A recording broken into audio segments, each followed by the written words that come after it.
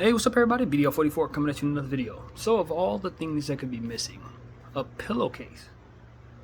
I've somehow misplaced one of their pillowcases. And the funny thing about it is nothing else is missing. At least not to what I can see. All my shirts, all my socks, all my jeans, everything else. All the underwear, every towel, even every face towel. You know, I was having trouble keeping face towels over in Linux. Not here. But a pillowcase was missing. Not both of them, just one.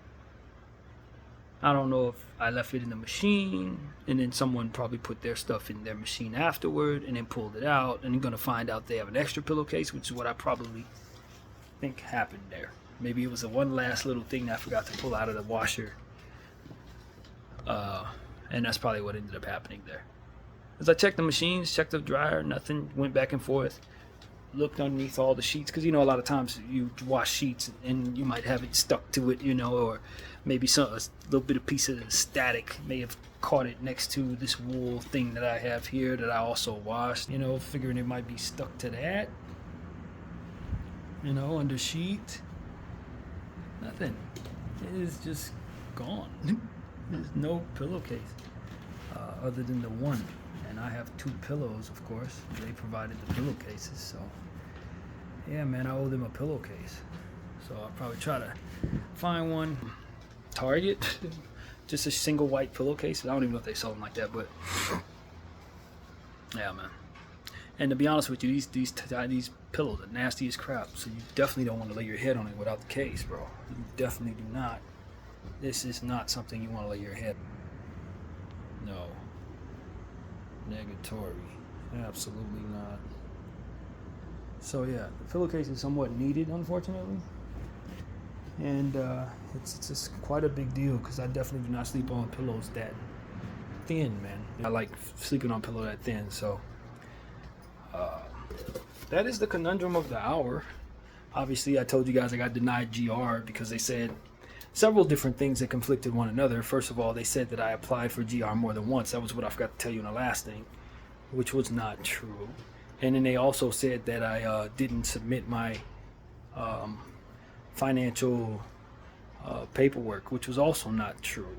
And then from there, they proceeded to tell me that what I owned was over the $100 limit for GR, for which they would only know if I submitted the paperwork that they initially told me wasn't there in the sentence above it. So, yeah, that's what's going on. Of course, I tried calling them, as I told you in the last video, and of course it's Saturday, so they're not going to be available. But I can try calling them on Monday, try to appeal that and kick the can down the road further. But I need that GR to get my apartment, and they want me to sell my AMC and everything that I own, which is equivalent to about $350 at this point, after the stock split and all of that. So I'm apparently too rich to get GR, but not rich enough to have my own place. So you tell me. You tell me. I don't know what to think of that other than say applied psychological nonsense that's meant to set people up and let people down, which will ultimately drive them into drugs and alcohol, into circumstances that ultimately leave them desperate to do things they have no business doing, that ultimately gets them thrown in jail. I really believe they're initiating that by way of these circumstances. They could very easily not do all of this, but because they have you sitting around waiting and then taking all these steps to do all these different things, I could just only imagine that's what it does to people. A person like myself now takes what the rejection is and then tries to relieve himself with alcohol and drugs and things like that. You've been rejected. Okay. Well, I already got mental health issues, so what else am I going to do? And I think this is what it's for. I think this is that, man. I tell you, we're in spiritual warfare, and the war against the poor, the war against people of color, the war against, it's real. It's real, and we see it in these type of things right here. Those who own, have generational wealth and the control over generational wealth don't want others to have it. So they'll do everything they can psychologically to keep people from not only building what they need to build, but ultimately driving them into circumstances where they're spinning around like a top instead of being focused and well meditated and ultimately doing what they're supposed to do to build themselves to the top. This is what I think this is. It's exactly what I think this is. Yeah, and if we study it, we probably find out I'm right. But I'm prayed up. What I went through last Tuesday was about as low as I've ever been, and so now that I'm going through things like this, it doesn't feel as anxious to me right now for whatever reason. I'm just kind of like, I'm prayed up. I prayed this morning before I picked up my phone. In fact, I was praying for hours before I picked up my phone. So all the stuff that you've been seeing in regards to me dealing with T-Mobile and Access Telecom and DPSS, all these different things that have ultimately been set up to make me crazy or frustrated or anxious or suicidal or whatever, it's just not working. I'm just doing my laundry. You know what I mean? Because I understand that at the end of the day, there is an entity out there that is trying to have their way. And this is how they do it. This is exactly how they do it. So that people who happen to be geniuses or whatever, they don't ever rise to the top. Because even if you're smart, you're dealing with so much that it's just going to be compounded water torture on your mind to where you just get frustrated and get worn down. That's what it does. And no matter how smart you are, how dumb you are, it's meant to do this. So, and they did it to the right person.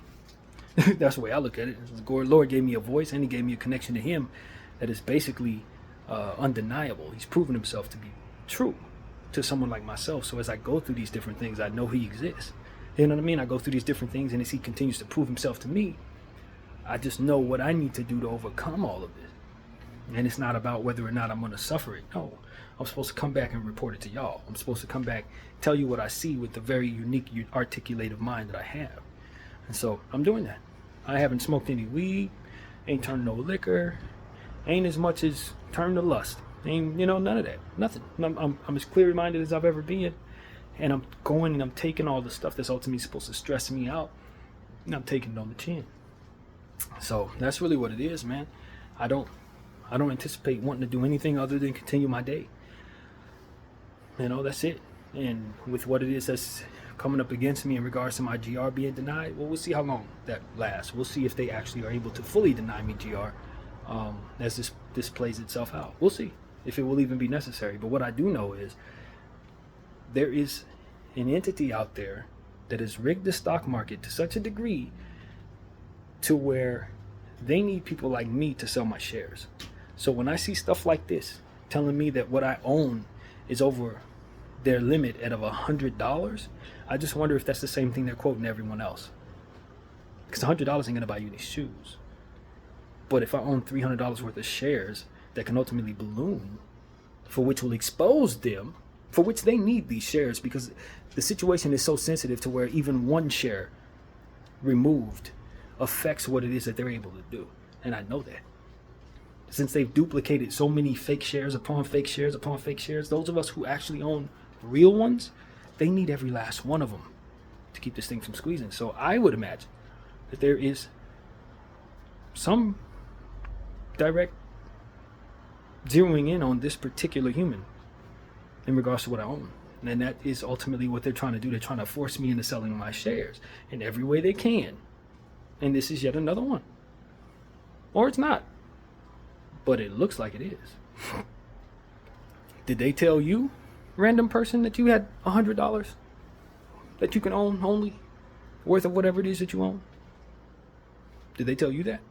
Because these are the same people that told me I can accept a cash gift from my family of $1,000. So I can accept a cash gift from my family of $1,000, but I can't own $100 worth of stock in order to receive GR? Does that make any sense to you?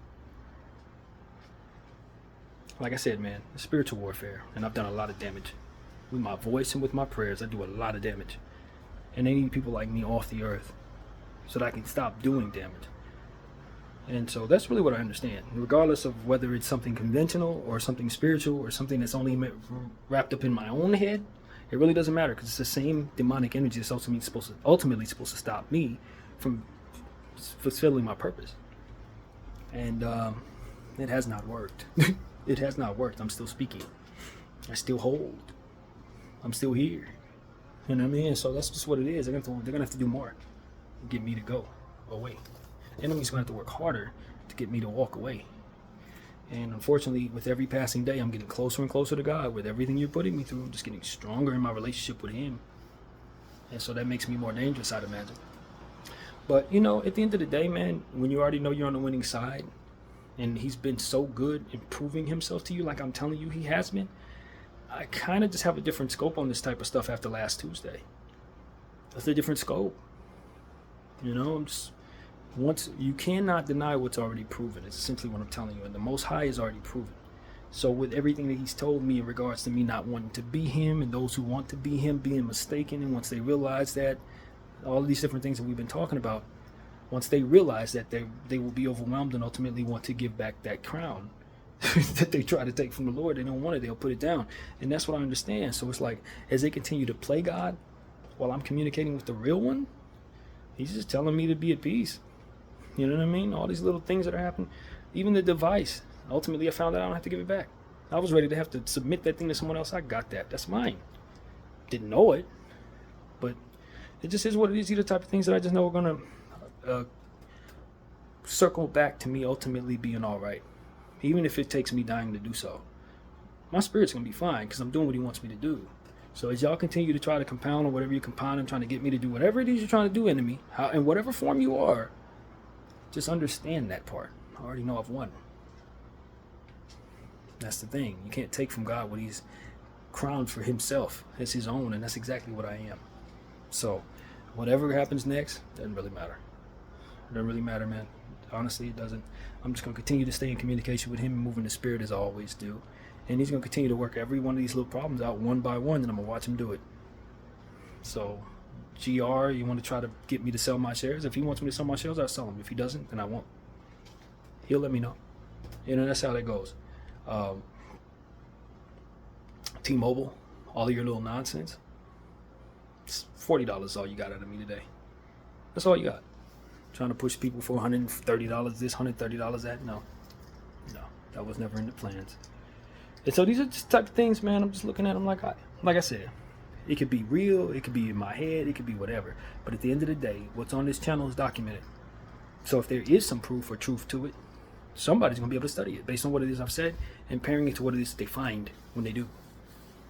So, this isn't harmless, but at the same time, I am not either. And I'm doing damage. I really am. If I wasn't, it wouldn't be coming to me this hard. So, that's what I have to say about that, man. Praise God. You know what I mean? I'm still standing. I don't have the greatest mindset in terms of my head. It hurts a little bit. I don't know if it's the stress. I don't know if it's my sinuses. Got a little bit of headache, but I'm gonna have to lay my head on that dirty pillow. Whatever. You know what I mean? Like, stuff like that is give it to God, man. Give it to God. Because if you try to hold on to what your natural mind will tell you in regards to these type of things, you're gonna want to quit. You're gonna want to do these different things that don't help you, as we already mentioned. That type of stuff, it's not necessary. When you know like I know, nah. You just gotta look at it and say, yeah, you're trying, aren't you? Good luck with that. So yeah, I made a great playlist last night, by the way. Fantastic playlist. I encourage y'all to check that out on Apple Music. BDF 44 at Apple Music. Delicity 562, I believe it is. 362? 362. That's 3. We're not in the 5s. That's what this is. We're in the 5s. With that, we are in the 3s. But let me make sure. Yeah, 362. 362 Delicity. I encourage everybody to listen to that, man. There's a whole lot of uplifting music in there.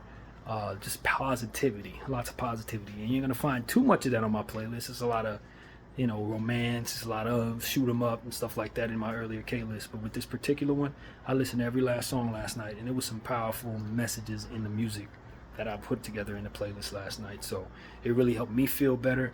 And I know it will help you feel better. Delicity 362. That's one of the ones I stand by for sure. And I've made my best playlist, I think, in this building.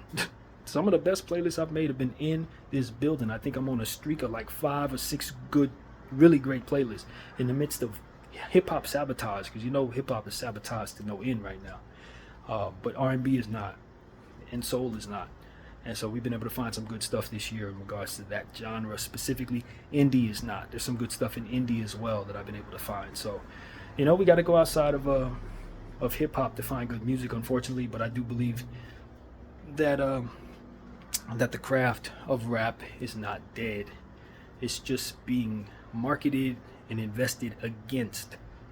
It's being sabotaged. I really believe that. I think that they are investing in the worst of satire in regards to hip hop. Like the stuff that you normally would have made fun of 10 years ago is the stuff that they're trying to make serious today. And it's meant to be bad. If you look at the reaction to people who are enjoying it, they're usually people that don't have a whole lot of cachet in regards to musical taste. The people that are not serious human beings are interested in a lot of the music that's in hip hop right now. And I don't think that's an accident. I do not think that's an accident. But they're not going to be able to destroy the spirit of hip hop. I know that. They can't destroy that. So we'll just watch as it goes through its flow right now. I've seen hip hop go into lulls like this before. And, you know, like I said, black music isn't dead. Not by a long shot. It's just not in the form of rap right now. But it is what it is, man. I'm still finding what's best out there, so I encourage everybody to check that out. And yeah, man, I haven't listened or watched any of these therapy sessions I've done either yesterday or today. Just didn't care to, man. I did not care to revisit any of these energies. Yesterday, going to Linux and coming back, none of that. I don't. Some of these therapy sessions, I tell you the truth, they're only there for me to get stuff out in the moment. I don't care if I see them at all. I want you to watch them if you're interested in following this stuff, but I lived through it. I don't need to live through certain things over again. There are a few therapy sessions that I've done in the past where I was really down, sitting in Linux, I ain't watch. And don't care to watch. But most of them I stand by in regards to there being substance in a lot of them, and other stuff is just me documenting in the moment some of the difficulties I've dealt with companies specifically. And I haven't been afraid to talk about these people, man. I have not, and won't be. So that's just what it is. As I go forward, whatever time I have left, I'm going to show you what I have. I'm going to show you what's happening. And if something's coming against me, I'm going to speak of it as a devilish energy, no different than anything else. And as I continue to experience spiritual stuff, I'm going to tell you about those too. And I got an army behind me. I really do, man. That has already been proven. So whatever's coming against me, I just hope you know what you're doing. I hope you know what you're doing.